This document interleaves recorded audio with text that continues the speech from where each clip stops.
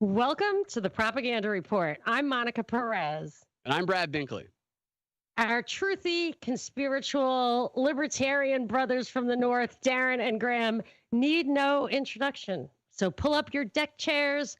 We're going on a Grimerica cruise. Hey, guys. All right. Let's go for a ride. Hey, thanks for having us on. Really looking forward to this.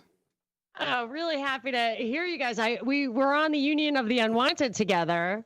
And I don't always, I've never in my life agreed with a lot of people at once, but I think it was Darren, no slight Graham, but he was just like, yeah, it's all bullshit. Every bit of it. And I'm like, yes, I agree with that. Yeah, I had a feeling because Darren, after Darren said that, you're like, hey, why don't you guys come on our show? I'm like, oh yeah, please, please, can I live in your tunnel when the time comes?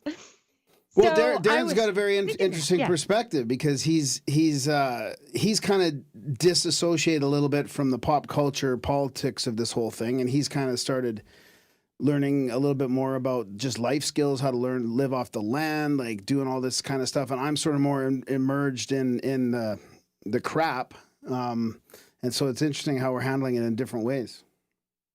I gave up on the functioning within the framework when I was on terrestrial radio and everybody was with me on sticking to the Bill of Rights and everything. And Obama sucks, not for any reason, but that he violates the Constitution.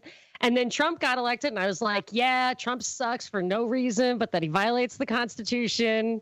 And then I got my favorite line ever. You're quibbling about semantics when it comes to the Constitution. I was like, okay, I'm out. How do you grow food? And that's where I am right now. But that's why I was listening to one of your recent shows with the Grimerica cruise that you're like, hey, let's have a floating city with everything that you need. But I do think that if you actually had a cruise ship, I think they don't grow their own food on the cruise ship. But we're going to fill the pool up with dirt. Yeah, oh, that's right. They have 10 swimming pools. That's right. That's what you said. All right. Well, you guys have 10 swimming pools, is that what you said?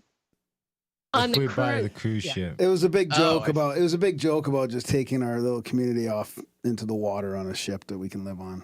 There was a decent ice rated one for $800,000.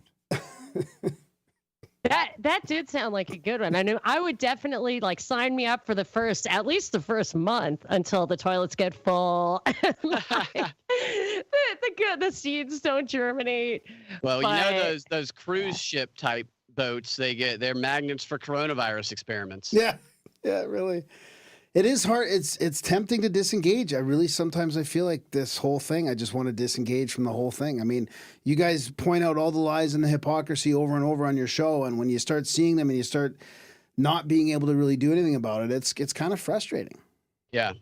It gets real frustrating. And I think that's part of. There's a lot of people I talk to where they just want to know what to do. They get all the junk and then they're like, okay, now what do I do about it?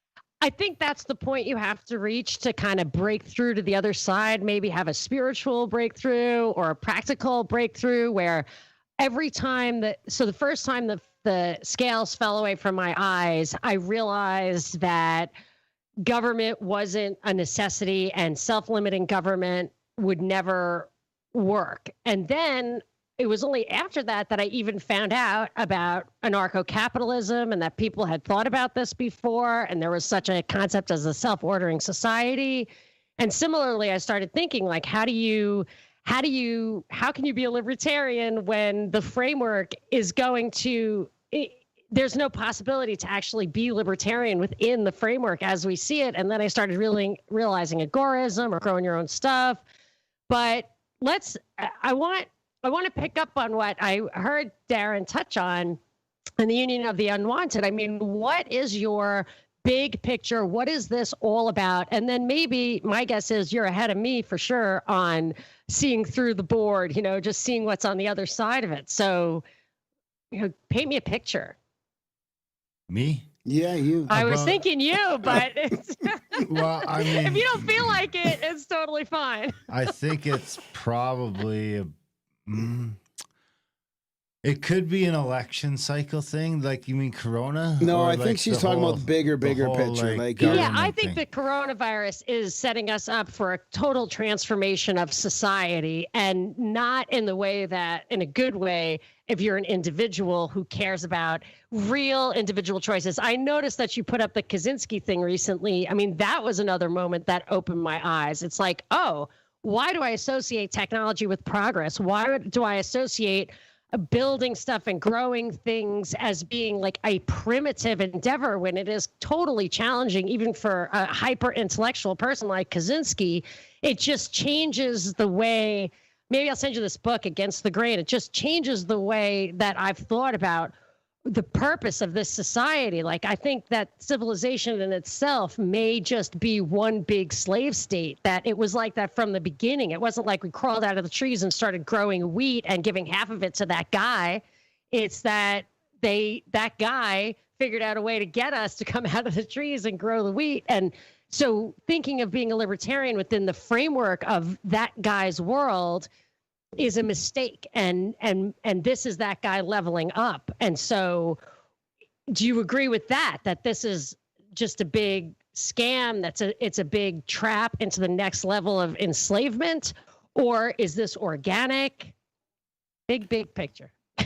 I don't know. I think right now I teeter back and forth onto whether the governments are the problem or whether they just want us to think the governments are the problem. And it's really the corporations? And it's really the corporations that are running the media, and to a certain extent, and I'm not making any apologies for politicians because I don't really like them or have any use for them. But I think to a certain extent, there's sort of the media really decides who is going to do what, period. Whether it doesn't matter if you're in Canada or, I mean, I can't speak to Mexico and places like that, but it seems like at least in the UK, the US, Canada, I'm assuming Australia and New Zealand are the same. If the media decides that, I mean, like the Canadian media if all the media companies in Canada decided tomorrow that Trudeau was done and the Liberals were done, within a year and a half, they could have the entire sort of public perception skewed in that direction. And I think it's no accident that right now they have it skewed in the liberal direction, for better or for worse. I mean, I'm not going to comment on any of the politics, but that's just what I think is sort of going on there. I really don't think, I think that's sort of, so I think either way, the government's been hijacked by the corporations, and I think that the news is just sort of an extension of that, and sort of now I don't consume any Hollywood or anything like that anymore either, because that's all just, I mean, you start looking at the movies and you really notice it when you don't watch them for a long time, and then you go back and watch one and you're like, holy fuck. And it's like they've been subtly steering us for a generation, maybe two.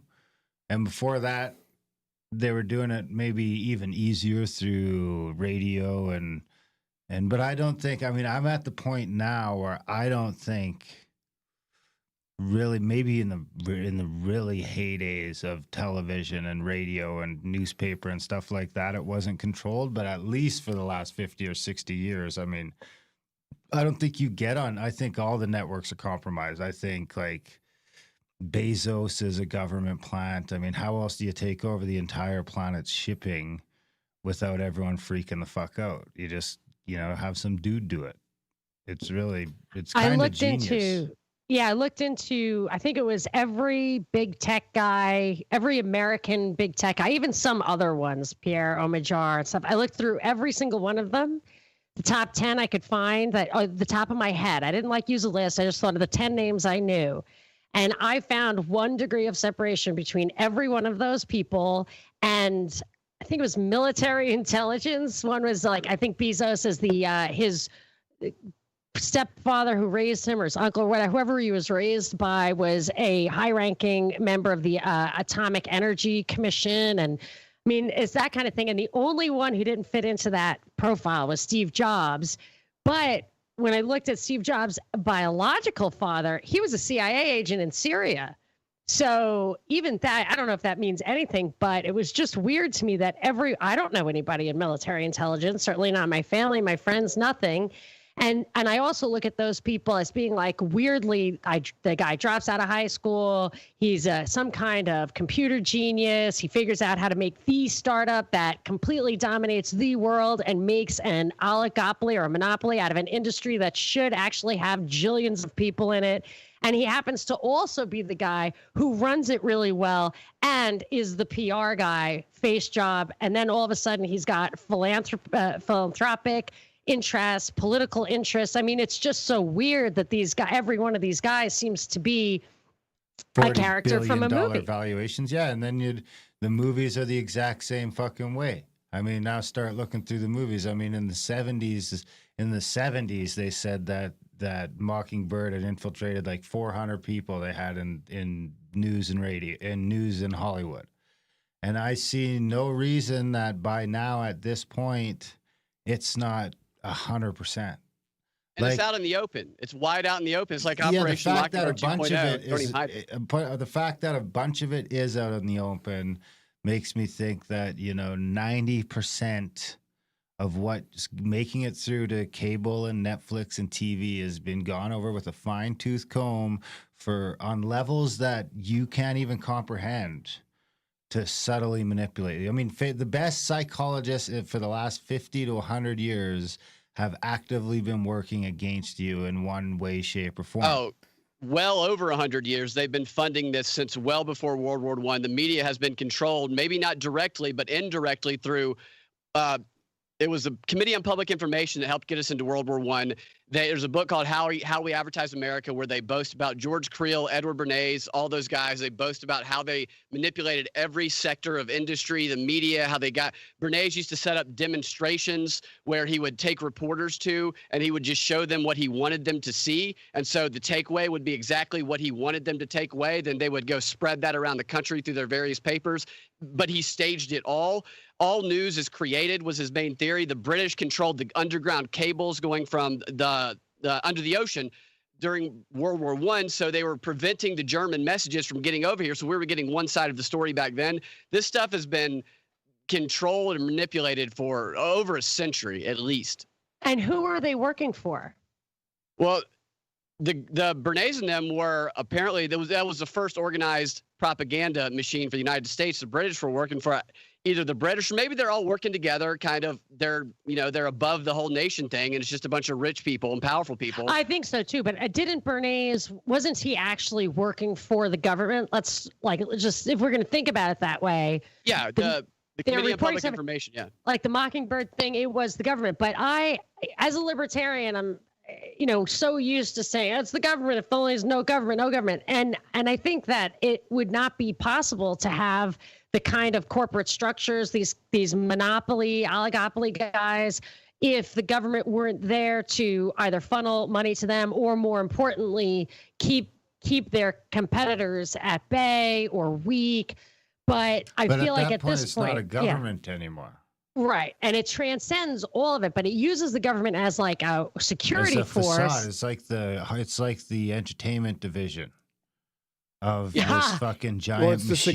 security division. No, the really. entertainment division specifically that makes us think that, there's that, because that's it. I mean, why is the government this giant problem? I mean, the government is supposed to be a representative of our peers representing us. That's why I think that Congress... I think we should try this whole Western experiment again and make it all by draft or like jury duty, so that you just get a notice in the mail and it's like, hey, dude, you got to go be a congressman for 2 years. And you just got to go. Wasn't that the Roman style? Didn't all citizens serve as a senator for a year? I don't know. No, the Romans, from what I can tell, the Roman system seemed awfully corrupt. Probably pretty similar to the U.S. system. But I mean, I don't see why it should be a coveted position, why anyone should want to do it, unless they're trying to affect real change. But it doesn't seem like they are anymore. Like I get to the point now where I'm like, what's the point of this political fucking party? I mean, when we get down to the brass tacks of it, this dude in the Canadian system and the American system, I think, is pretty well the same way.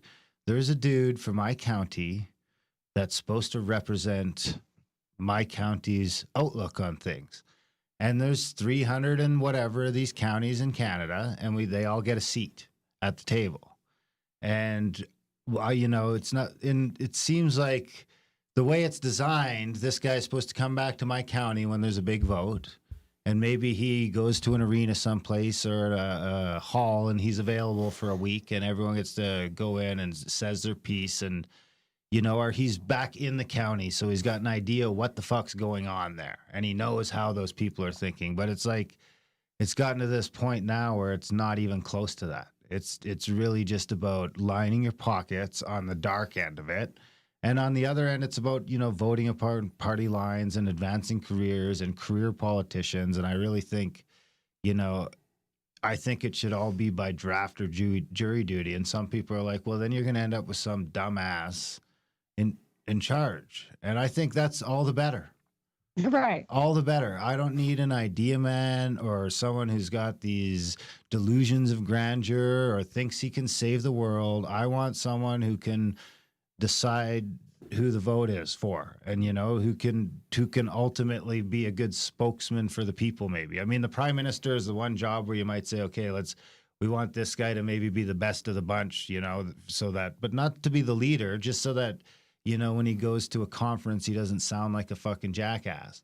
But I mean, ultimately, I think the system might work as a draft system. I really think that part of if we start breaking down these Western governments, we might be in trouble, because they're this right now, they're this giant illusion of freedom and democracy. And I could go all day on why I don't think democracy it's just this weird sort of mob rule thing that doesn't seem to work on a large scale. It's not scalable.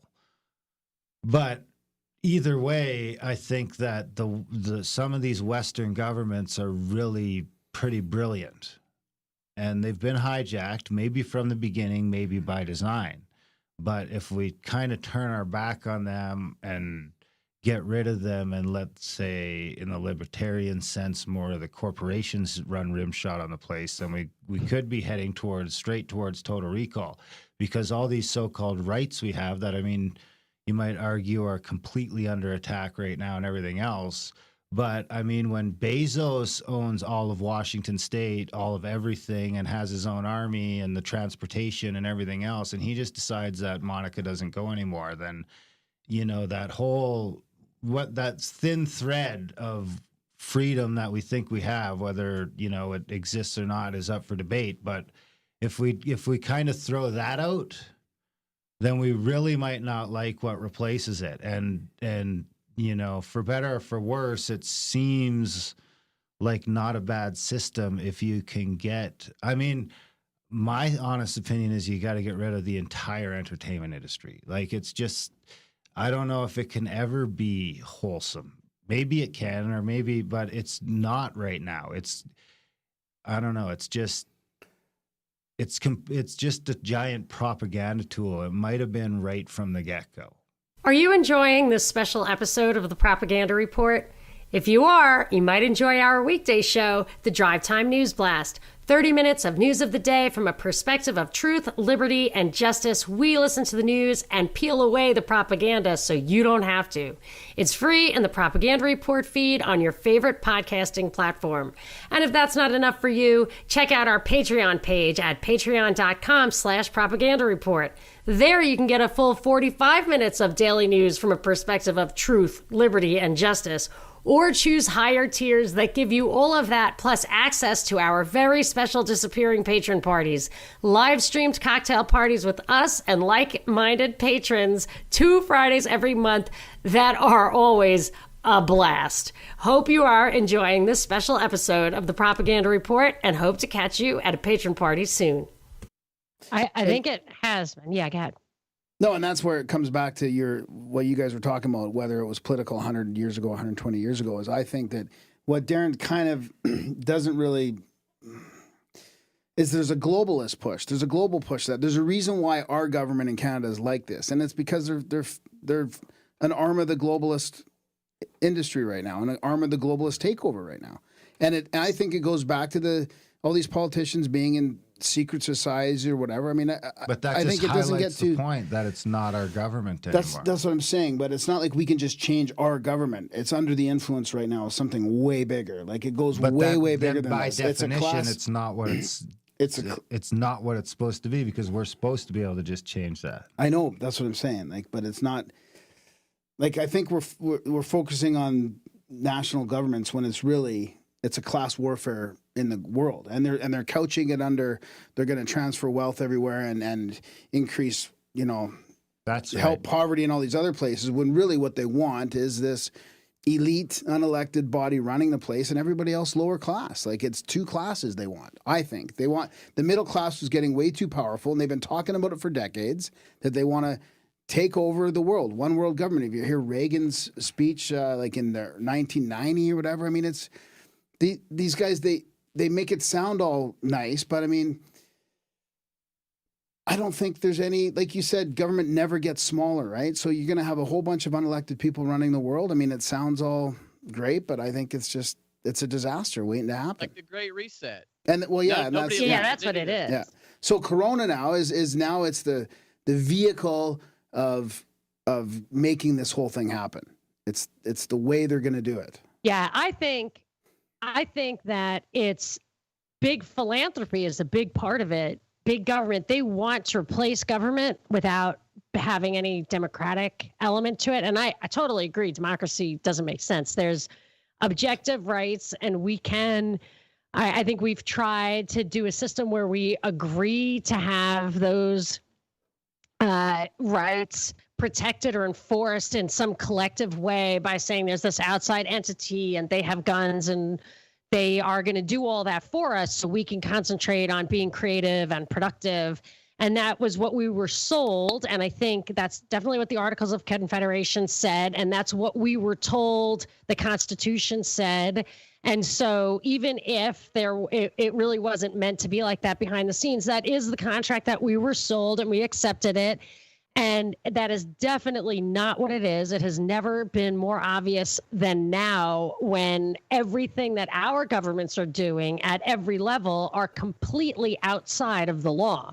So it looks to me like the government isn't even, it's like you said, it's been hijacked. But I mean, I think it's been hijacked to the point where we don't even have process anymore. We have people throwing bottles of fire or ice into these government buildings. I hate the government, but it's suspicious to me that the governments have cleared out of some isolated little island so that people can absolutely go wilding and make it look like the government itself isn't working, as they are the ones who make it stop functioning.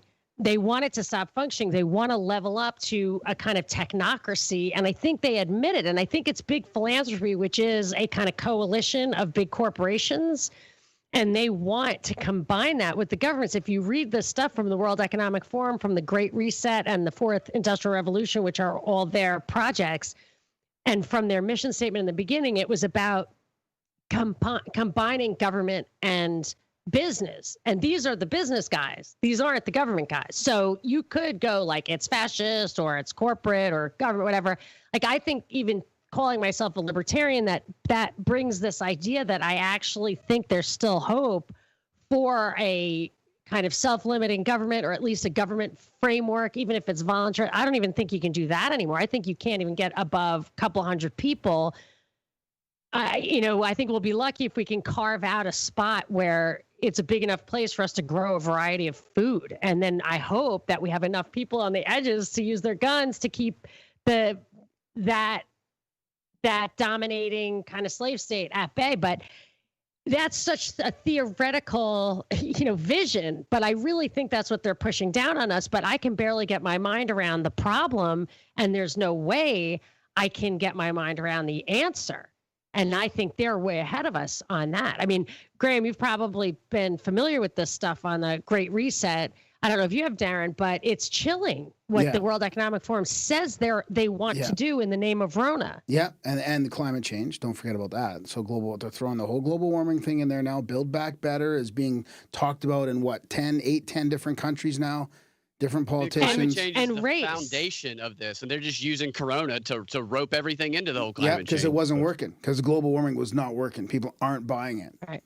And this is straight out of the 60s, the report from Iron Mountain, where they talk about the kind of crises that would be necessary to get people to buy into a world government. And it talks about crises that transcend borders, that a national government could not take care of, like environmental, like disease, and race. I read a book from the 50s, I think it was called Peace from the Wonderful People Who Brought You Korea and Vietnam. And the guy said the whole thing behind the UN Charter and this push towards world government, they're just going to focus it on race so that you feel ashamed to even say that you're from a country. Yeah. Like that was the point. And I mean, I'm not even opining on the issues of race. I'm just saying they cynically identify the issues that cannot be solved by nation states. Yep. And they've been setting this up for a while. And what shocks me about it is how overtly they're destroying the principle of nonviolence, like in the States especially. I mean, to me,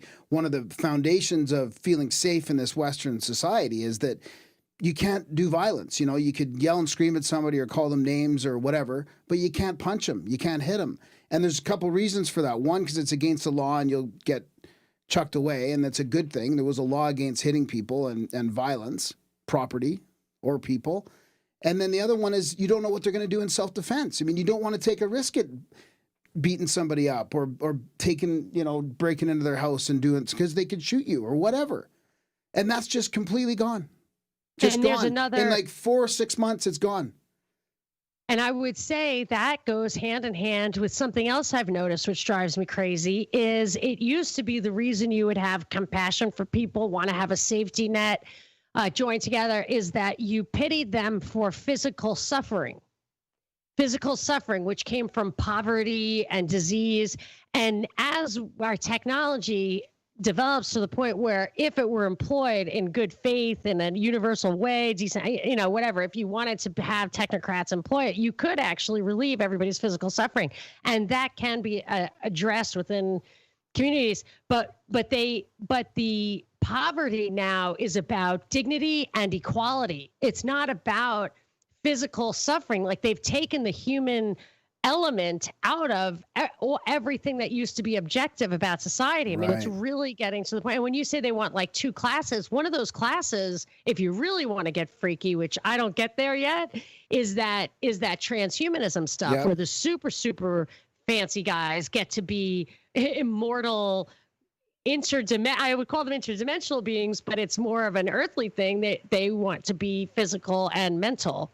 Yeah, they're going to be a breakaway civilization. I mean, they already are. There's a component of them that are a breakaway civilization.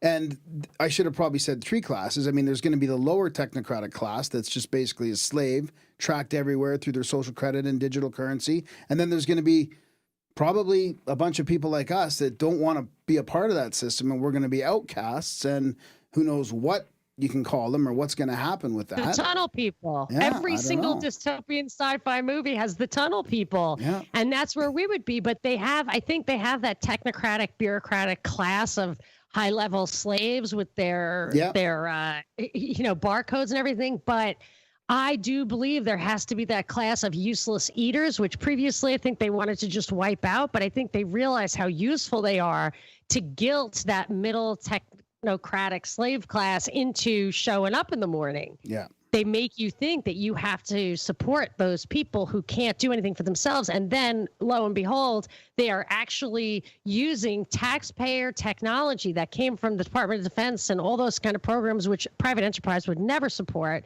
And right now in this great reset, they're robotizing all the jobs that Andrew Yang and all those people are like, we need to make everybody dependent on the state because they're going to lose their jobs to robots. And we're like, they could just give me a massage. Don't worry about it. And they're like, no, there'll be none of that. And it's like they automatically overnight are I mean, it's mind-boggling to me. I can't believe they're doing it this way. It appears to be so scripted, so blueprinted out. And it's happening, and so few people, not enough people can see through it.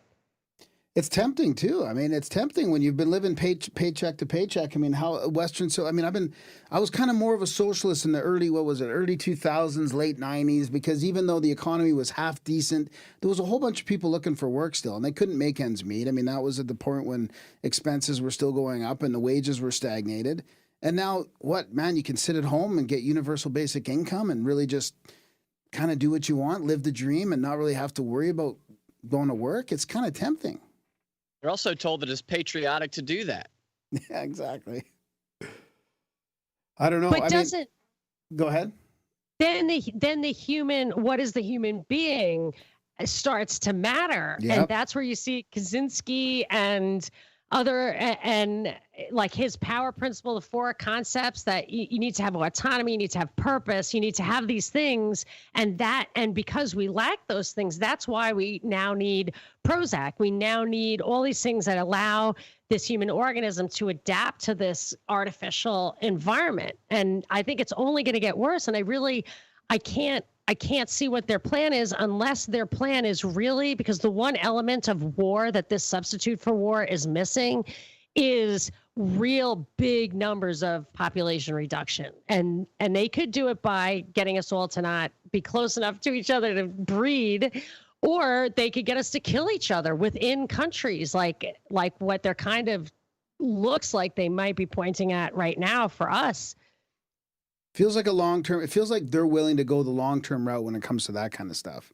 I mean, maybe, Darren, I don't know, you can speak to that at all, the depopulation thing. I try and stay away from that a little bit. It's a bit kind of freaky, and I don't know if that's part of, I mean, it feels like they are doing all these little things that aren't going to help. If I get pushed to go out into the street and hurt somebody, I don't think anyone's responsible for that but me. So, I mean, that's this huge, like, there's a risk of doing what we've kind of been doing in the West for a long time, and that's just kind of pass on all that accountability and look for somebody to blame or a boogeyman or something like that. And this comes back to the media thing. I mean, it's tough because, if they say you need a Facebook account or you need a this, or how can you not?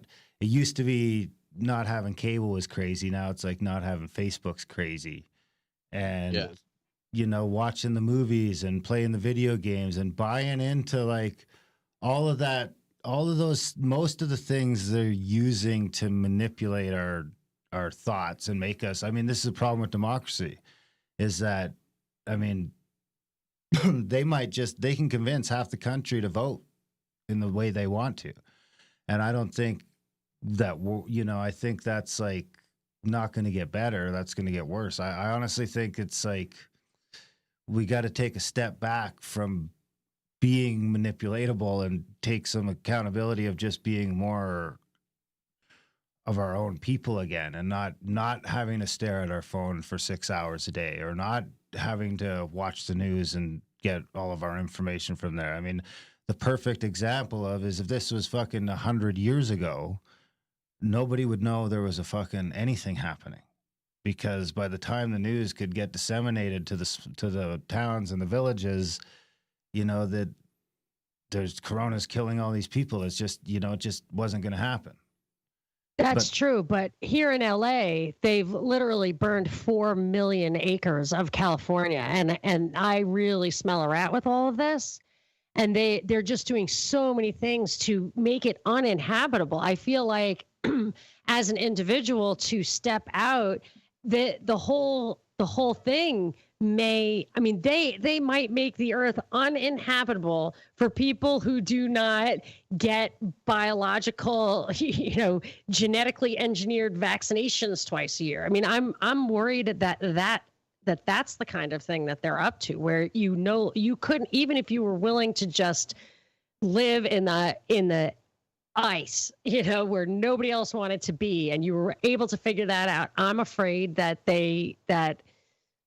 it's going to be virtually impossible to carve out any kind of human existence once they take over every inch of the earth. You think that's just too crazy?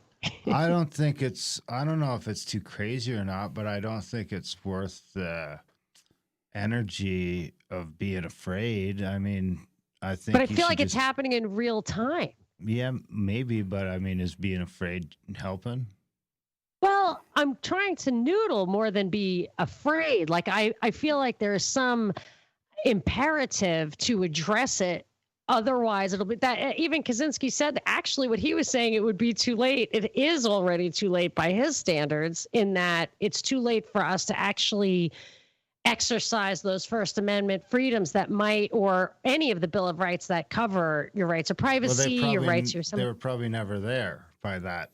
Yeah, that's model. A good point. They were probably that's a very good just point. illusions. But we struggle with that too. I mean, that's one of the main things lately we've been talking about on the show, is whether we talk about this stuff or not, or whether we should be. Like, I feel like we have a little bit of a voice. We should be talking about it. I mean, we see the Great Reset happening. We see it happening under our eyes. It's happening. It's like in long extended 9/11 that's happening right now. Yeah. And we should be talking about it. But, we're trying to separate out and say maybe, okay, some episodes we won't talk about it. I think in some ways that's to assume that we're like somehow above this level of manipulation. Not at all. And you can still recognize only the COVID people who are all in our COVID are the people that are being manipulated. No. And I think that these people that are running the point have probably got like 6 different levels of manipulation. And totally. We can still admit we're being manipulated. Even the people that think they're pushing back are fucking in some backwards way pushing their agenda. So I struggle by the old adage. Reaction. And they plan like everything. They're planning to react to how they anticipate the public is going to react based on these psychological profiles and these psychological experiments they've done for over 100 years. And anything that, I mean, really, just about anything anybody can do. It's like improv. The idea is that you take whatever happens, whatever's given, and you use it for gold to serve your purposes. I think that's the mentality and that's the strategy. And whoever opposes it, I think has to have a similar. But most of us realize we're being manipulated. We're being brainwashed. I know I'm being brainwashed at a level, and I check myself constantly. I try and say, how much am I being brainwashed to think that this is Great Reset's happening? I mean, people are calling us paranoid on the, some feedback like, oh, you guys are too paranoid. Yeah. Oh, the COVID thing. Well, it's just a mask. It's just masks. Don't get all upset about the masks. Well, when you realize the whole thing is kind of a big put on it, the masks are frustrating. It's because it's just a constant visual reminder that nobody else seems to see what the fuck's going on. I had a Christian chick tell me that she can't listen to my show anymore, not because I said anything she didn't think was right.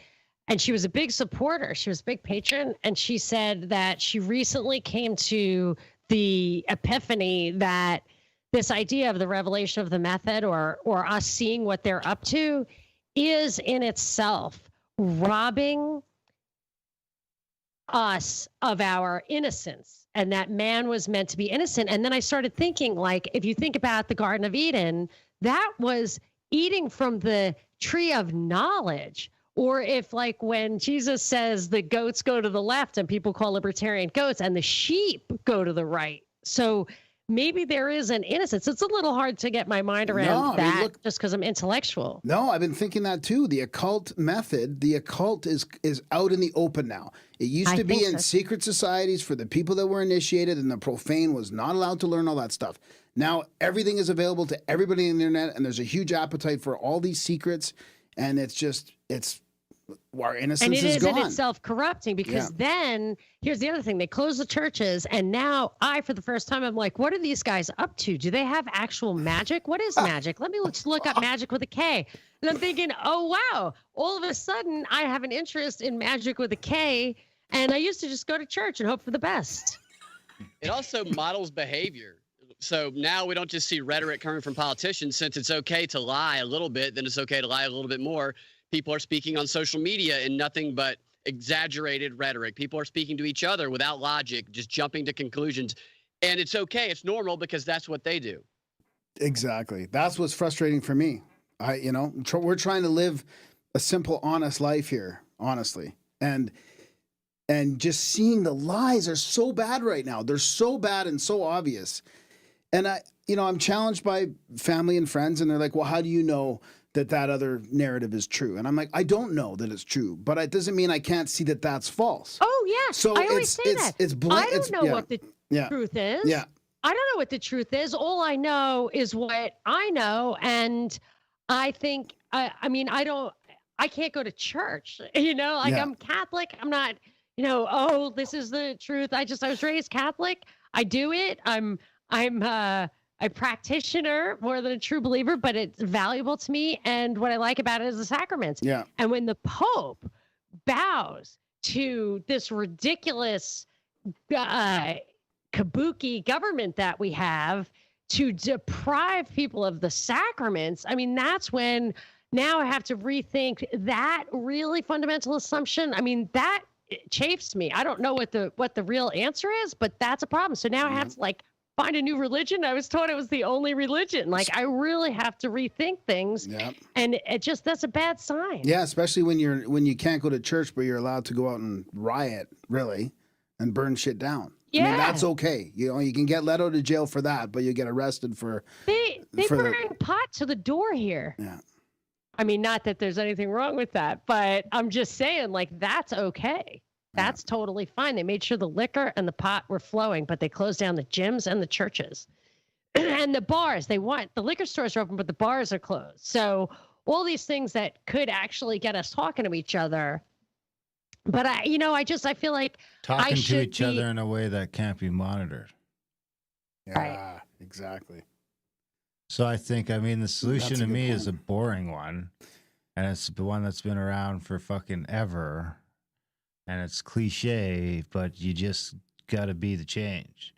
You don't got to argue with people about being the change. Yeah. You don't got to convince anyone else to be the change. You just got to worry about fucking yourself and how it's some things you can't win them all, I guess, would be my advice to anyone trying to do that. You can't win them all. You got to choose your battles, but you can choose to not watch any more movies.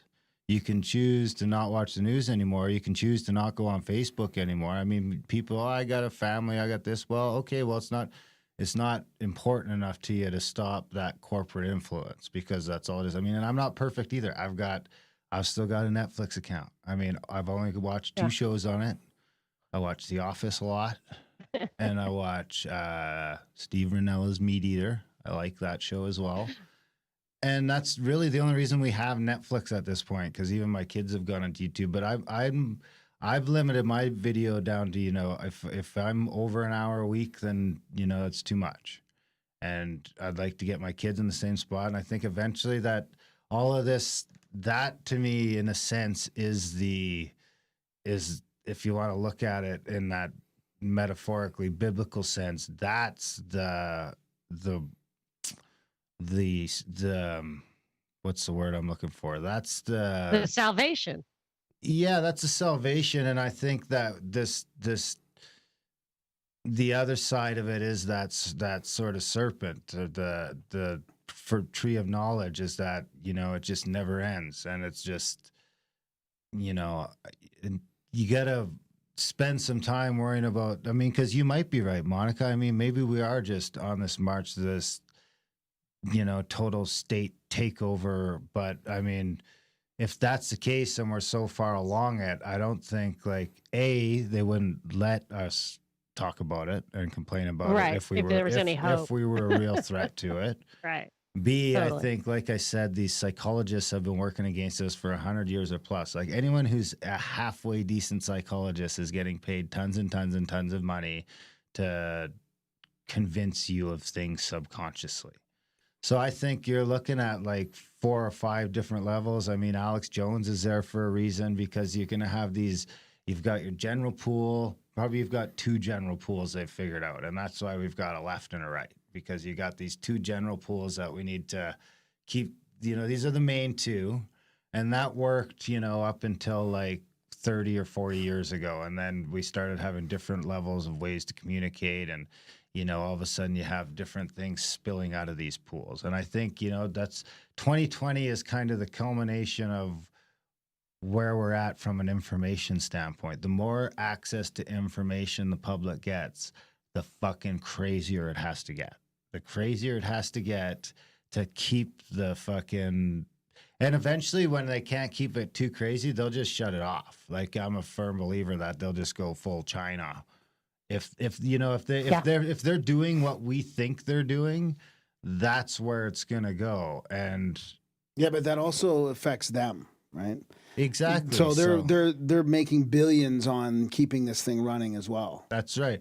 But I'm a metaphysical guy. I mean, I think that we're responsible for our reality in more ways than just, voting and stuff like that. And as long as we're all focused on Corona and lockdown and clampdown and, just negative in general. And, even the most basic magic teaches you that it doesn't get the I hope not. It doesn't get the not if you say, I hope I don't go broke, or, right. All it gets is the brain broke. processes.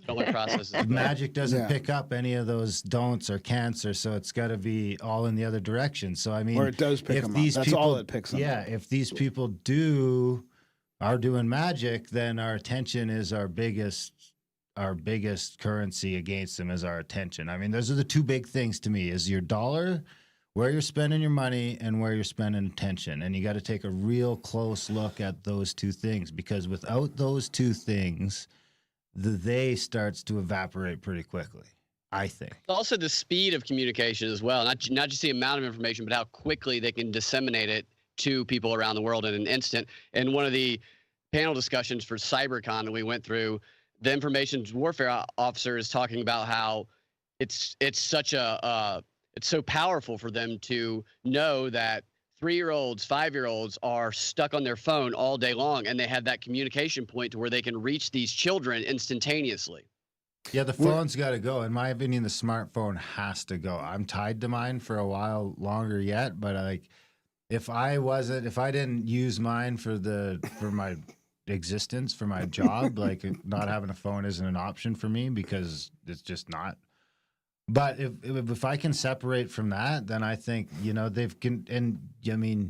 to say don't have a phone to someone in 2020 is the equivalent of saying not have a television to someone in 1995.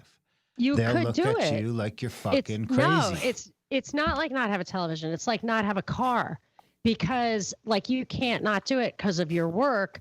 Nobody can not do it because of their work or until you're rich enough to actually not have to engage economically. And that's what I feel like this is all about, funneling us into I don't know. the I know marketplace. Quite a few people that still are on a flip phone or don't have a smartphone. I mean, I got a guy right now that I got to get a hold of him through fucking Facebook Messenger, and he might get back to me in a couple of days. And it's like this is another thing they've convinced us that Orwell's. I mean, they don't need to do the totalitarian state if they can just convince 90% of us that we need to have this tracking device in us at all times. And, they've already subconsciously got, most people won't even answer the fucking phone when it rings now, and then they'll text you back. So they've got us to the point where they don't even need the voice reading technology, because we'd all rather just, and that's like my generation of 40-year-olds. The 20-year-olds talking is like, what? That's fucking crazy. Dude, the 20-year-olds, I don't know if you guys interact with too many people in that thing, but I have some people I talk to a lot in that generation, and there is something extremely non-linear about the way they communicate. I mean, it's really hard. It's like everything is a free association, and I'm convinced it's because they learn how to communicate in a medium that I really am not that. I wasn't raised like a foreign language to me. I can speak it, but it's a foreign language to me. But I did want to get back, Darren, because I think you might really be onto something. Although, two things. One is I was thinking that the answer, the way I just actually deduced that the answer a year ago was thinking in terms of love and outside of the way that they were framing things, and just don't let you think that way. Just pity them or love them, but transcend this struggle for control of the world. But I was thinking of it in a kind of 3-dimensional, the world as I understood it. And now that I see, they pull back the curtain and it's like, holy crap, there's a whole fourth dimension of these evil, robotic elite guys, Klaus Schwab, the supervillain. And now I'm fucking terrified and I don't know what to make of it. I don't have a perspective on it. I see the chemtrails all the time and I'm like, look, I might have, my mother says, God is up in his heaven. I don't know why you get so excited. I mean, you're just going to die like everybody else, And I'm like, okay, but he didn't put us here because he wanted us to just go to heaven with nothing else to do. He might have put us here in this physical place to, show a little, show what you got, not in a way of like, I'm doing whatever I can to stay alive or to win this game. I'm not saying that at all. I totally agree with you. It's an individual. This is a challenge, a test of our individual character. When you meet, to continue with the kind of Christian imagery, if you meet St. Peter at the pearly gates, you are answering for yourself alone. No question about it. But the question is, what is the nature of the trial? Because we do have children, like we have that capacity that is kind of defines the material world for us. And does that bring with it a material responsibility to try to make sure that the chemtrails do not blight the earth or that the wildfires do not blight the earth? Like, do we have a responsibility to our earthly offspring to make sure the earth is inhabitable? And I'm not talking about climate change. I'm talking about people who are openly saying they want to restructure nature. Yeah, you probably do, but you also have a giant responsibility not to have your kids grow up in an environment that you're super scared all the time. Because I mean, that's the biggest problem with Corona. I think right now is that the kids are being because I don't think this is. I'm a less of a believer that it's right around the corner. I think it's like a generation away, because the kids, when they're our age, the kids that are 5 and 6 right now, it's just going to get, and you can kind of see it already with where the younger people are at.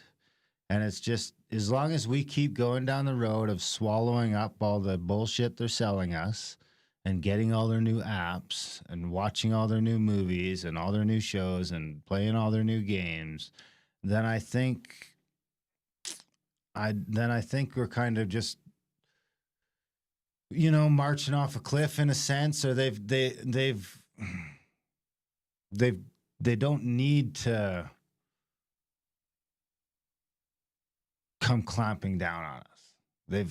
I don't think they want to come clamping down on us. They'd rather have us in this sort of semi-hypnotized, self-induced coma that we just go to work all day and turn the wheel of the cog and then go home and watch their state-sponsored or state-approved entertainment that is subtly manipulating you to just keep going to work, or where I think that escalates is I think that with Corona especially, you see where you can't find anything that's not Corona. And I think that's where Corona's the fucking narrative right now, you guys. And we've got this whole subculture of people that are pushing back on it too much. So I really think it goes down a couple of layers where as long as it's got our attention, they've got us where they want us. So that's where I would disagree. Yeah. I agree with most of that, except I would disagree. And where our stance kind of changes is I'm still not sure of that Trump is not in the way of this master plan, in the way of this plan. I mean, if you hear his speech, I cannot believe you because no, I didn't say it. I didn't say it. I said I'm not sure yet, and I'll tell you why. Because when I heard his speech in Poland, and his speech at the UN, and how hard and genuine that sounded. I mean, it could all be fake. I don't know. I don't believe anything right now, really, honestly, but. It sounds like he is really he's out there overtly saying, stay away from us globalists. We are going to be free in America, nationalists. Like, that's what he's pushing. And they're pushing so hard against him. Pushing that, or is he saying that? Well, he might be just saying it. Maybe it's all a big theater. Like, I'm not saying it's not, but the way they're so hateful, and it does feel like he's in the way of the globalist agenda. It really does feel like he is in the way. And can I add to that? Yeah, it's making it worse. The reason I think it's challenging to determine that is because if someone who is going to get in the way of those things, for them to do it, they're going to have to use espionage. They're going to have to look exactly like those who they are fighting in order to get into the position to fight it. So if someone comes in like a Ron Paul, just like a straight outsider, then you're never going to get that opportunity. So you're going to have to mask yourself in order to work your way up into that. And even while you're still doing that, you're still going to be leveraging these relationships. Big pharma, military-industrial complex. Look at all the things he has to balance to try and stay in that. If he was legitimately going to be in the way of globalism, right? He would have to balance all that. Have you read Iron Web by Larkin Rose? No. It's a real libertarian cult classic, and there's a character like what you're describing in that book, and I can't buy it because why, just why, how, but mostly, you know what, I don't even care about that. Mostly the reason I can't believe it is that what he does is light these kegs. He lights the kegs that are going to bring down the old way. Give me an example. Well, the only way they got people to really, so for years now, people have been asking me, oh, do you think there's going to be like a race war and riots and civil unrest? I'm like, absolutely not. People aren't going to do that unless they're hungry or there's a real problem, unless they're paid. Yeah. Well, I mean, that's happening right now. And Trump's rhetoric, as they call it, Trump's the incendiary things Trump says for no benefit to anybody. Well, I mean, I guess people like it politically on his side because he makes Democrats mad. Like if you ask a real Trump supporter what they like the most about Trump, it's that he's mean to Maxine Waters. I'm sorry, he's the AOC of the right. Yeah, he says stuff like that. So, but if you wanted to get a race war started, you would have some guy say racial epithets from the White House.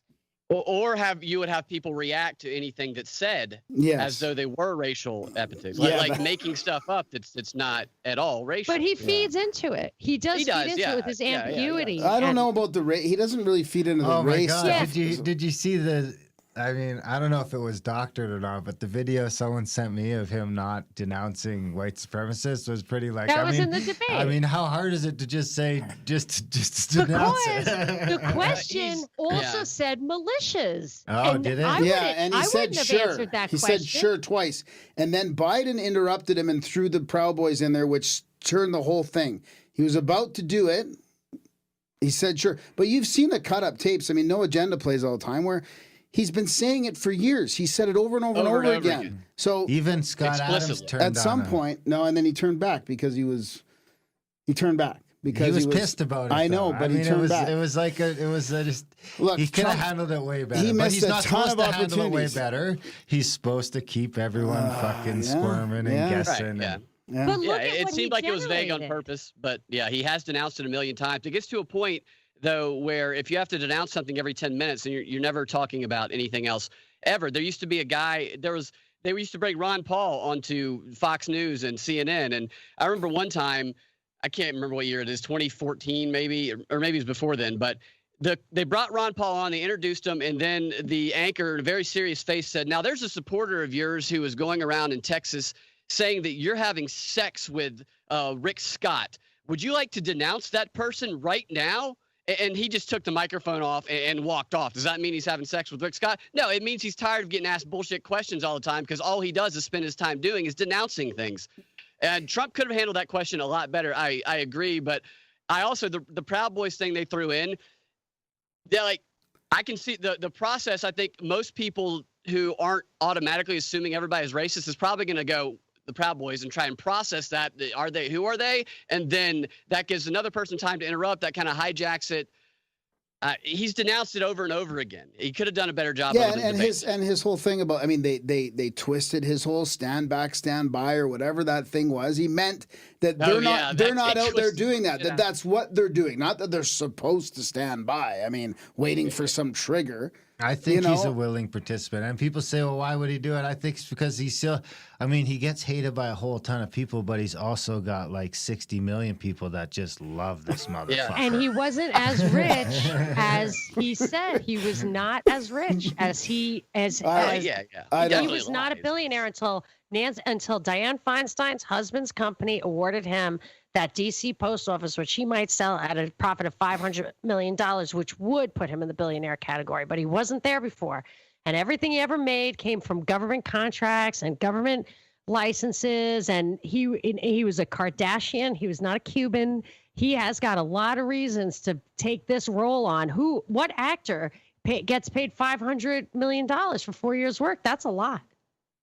I think the Kardashians are smart. When people insult them, of course, he's super smart. They got a lot more money than I do. He's absolutely smart, and they're smart enough to take a role that would give them $100 million a year. So that his whole stopping the globalists is just all theater then?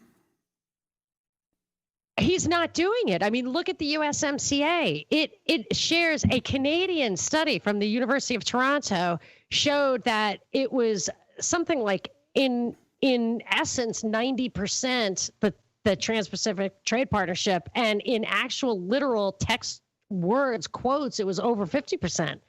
So he takes these things. Yeah, but he's done things though, like the backing out of like Paris. What? Backing out of Paris. But that's going to just, there's something worse will come down. There'd be people in the fucking street. Like who else? Yes. But if Hillary were there, would get if Hillary was in charge right now, people would be in the streets with guns when they tried to lock people in their houses over coronavirus. People would not fucking stand for it. But there's these like a few million people that because Trump keeps saying he's fighting the deep state, they're just going to stay home and keep their guns in the cabinet. Correct. I will say that both sides, the power on both sides are getting filthy rich off of them, and they might pretend they don't want them in. But the people in power, I think, probably do because he's a lightning rod for division, and at least they can use him that way. Oh yeah, no chance he doesn't win. Like just for that reason, he's like they're robbing the fucking bank, and nobody cares because fucking they're either busy hating or defending Trump. How many best-selling books from former staffers do we have to get to realize this is a con? Yeah. But I think the most obvious thing is that if Hillary had been overseeing all this, when I called for a 4th of July march on Washington, somebody would have showed up. I would have showed up. Yeah, it's fascinating. There's a couple different levels of keep people at home. You know, you've got Q to keep the super crazies, and I'm not judging anyone, but by their definition, you've got Q to keep the like super conspiracy crowd at home because we'll just keep telling them to trust the plan, and do your own research, trust the plan, and where we go where we go all is like another level of that, and it's just Trump's another whole level of that where people like it's okay, Trump's got our back because I mean. It still amazes me that there's not more people freaking out. I mean, even the whole BLM and all that Antifa stuff seems uniquely timed just to be like almost. I mean, it seems like the opposite, but it is in some ways like a pressure release valve because just sitting at home and seeing that shit going on TV is releasing some of that. Now you go on Twitter and you're like, "Fuck these motherfuckers!" Yeah, fucking hashtag this, hashtag that. Whoo. Okay, I'm going to go get to sleep. And now you feel like you've done something, and what you didn't do is just go downtown with your gun and say, I'm sick of being. And I'm not telling anyone to go downtown with their gun. Yeah. I'm just telling you what I think they're trying to stop you from doing. And that's why this thing can get you so emotional. That's not by accident. I mean, check how quick. And harmless, emotional and harmless at the same time. Look how hard and quick this thing gets your heart beating sometimes when you're really into it. And think how dangerous that would be if, you know, you were using that, if that was bottled up and used against something like Belarus. Yeah. Or being locked in your house or, you know, getting your rights taken away or, you know, fill in the blank. But they don't have to worry about it because they're just, whether you want to do magic or not, this thing is harvesting your life energy. You know, and both sides are telling people to go poll watch on election day. So that stuff could manifest into physical reality more on election day with voter intimidation practices being promoted on both sides. Yeah, I agree. Yeah, you guys are on top of that. That's fascinating stuff. Well, I'm really, I think I've definitely added another dimension to my way of thinking about this because, or at least getting my feet back on the ground, because there was a year ago, and I'm just the one piece of the puzzle I've been trying to jam into what I'm seeing, just not seeing it right, is how obviously I am being baited. We're all being baited. Every one of us is in a heightened sense of concern. And I've got, there's nothing to do. Like we've all been told not to work, right? So we don't actually have anything to do, but we're super stressed out anyway. Like it's very weird and maybe changing the mindset. But I don't scare my kids about the Rona at all, but I probably do make them a little nervous about the powers that be. God bless you. I still have a little bit of hope that there's some European doctors, like there's a bunch of doctors, there's a bunch of medical people that are seeing through this facade, which is waking up a lot of people. I mean, it will be interesting to see what happens. I mean, there's these guys taking their crimes against humanity to the WHO and stuff. There's some German doctors. Like the German professionals are not happy about what's going on. There was millions of people marching. I mean, people are seeing that they're not falling dead everywhere. Like we're totally handling it differently in North America than Europe, and I'm not saying we're handling it worse or better. It's different levels of it. And there's lawsuits going on in Ohio. We have a doctor coming on the show tomorrow that's going to talk about some of the lawsuits and the book that they came out with on COVID. And I mean, there is a lot of professional pushback as well.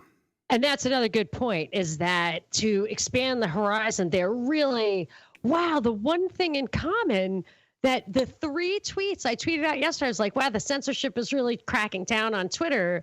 The one thing in common, at least 2 out of 3 of the sources that were suppressed were international sources. It was Global Research, Off Guardian, and the third one was Zero Hedge. And I don't know where it originated. So maybe another lesson is to just it was PCR testing, wasn't it? You were talking about it was carried on and stuff. Yes. Yes. Yeah. And I can't remember if it was a foreign source, but it is quite possible. I've always noticed this. They really like to cordon off how you get your media within. They want it to be within the borders. And that was one of the scenarios they did. The Rockefeller Foundation did. One of them was Lockstep about pandemic. And it was about how you would have to control travel and information within countries and how they would deal with that and still get their agenda. Yeah. So Grimerica, okay. So I didn't think this was going to be a self-help experience, but I am going to take some positivity out of it. And I should have known. I've never been happier. I mean, honestly, the opposite of not being plugged in to all the bullshit is like I'm more time with my kids, more time in nature, more security over my food supply, less time on my phone, less time watching TV. I mean, honestly, I'm getting more done, and I'm in a better place spiritually than I have been in a long time. I'm totally quitting everything.